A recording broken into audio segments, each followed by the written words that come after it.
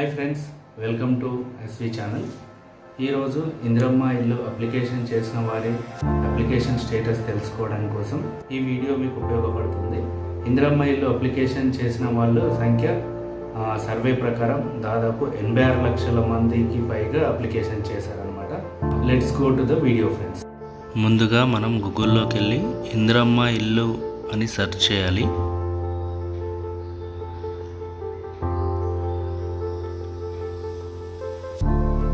ఇలా ఓపెన్ అవుతుంది.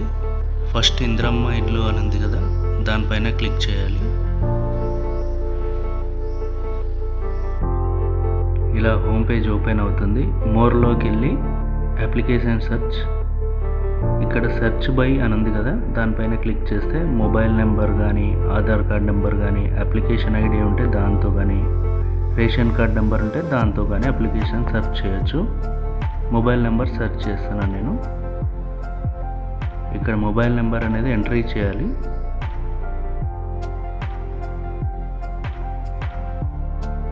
గో పైన క్లిక్ చేసి అప్లికేషన్ అనేది ఇలా ఓపెన్ అవుతుంది.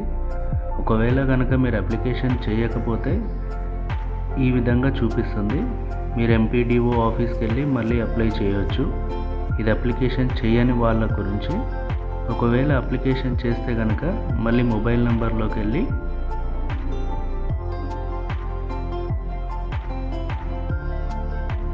ఇలా నెంబర్ టైప్ చేయాలి.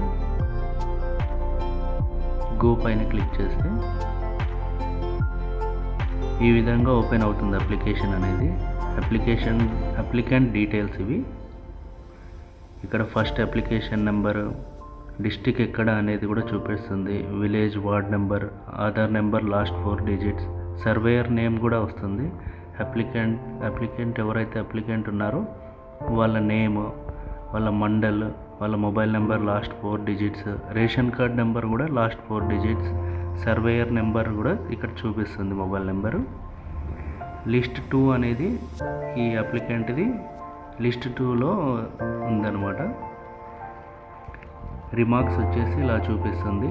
ఒకవేళ కనుక మీరు ఏదైనా కంప్లైంట్ ఇవ్వాలనుకుంటే కింద కంప్లైంట్ ఇవ్వచ్చు. క్లిక్ హియర్ ఉంది కదా, దానిపైన నుంచి కంప్లైంట్ ఇవ్వచ్చు. అప్లికేషన్ స్టేటస్ వచ్చేసి కంప్లీటెడ్ అని ఉంది. లిస్ట్ 1 వచ్చేసి సొంత జాగా ఉండి ఇల్లు కట్టుకోవడానికి డబ్బులు గవర్నమెంట్ 5 lakhs చేస్తా అన్నది కదా, సో దాని గురించి. లిస్ట్ 2 వచ్చేసి ఇల్లు లేకుండా అద్దె ఇంట్లో ఉండి ఉన్నవారి గురించి. లిస్ట్ 3 వచ్చి ఇదివరకే ఆల్రెడీ ఇల్లు వచ్చిన వారనమాట. గత ప్రభుత్వంలో ఉన్నప్పుడు ఇల్లు అందజేయబడిన వాళ్ళ గురించి లిస్ట్ 3. సో ఈ విధంగా మీ అప్లికేషన్ అనేది సెర్చ్ చేసుకోవచ్చు. ఈ వీడియో ద్వారా మీ అప్లికేషన్ స్టేటస్ అనేది చెక్ చేసుకున్నారు కదా. Thank you for watching my video.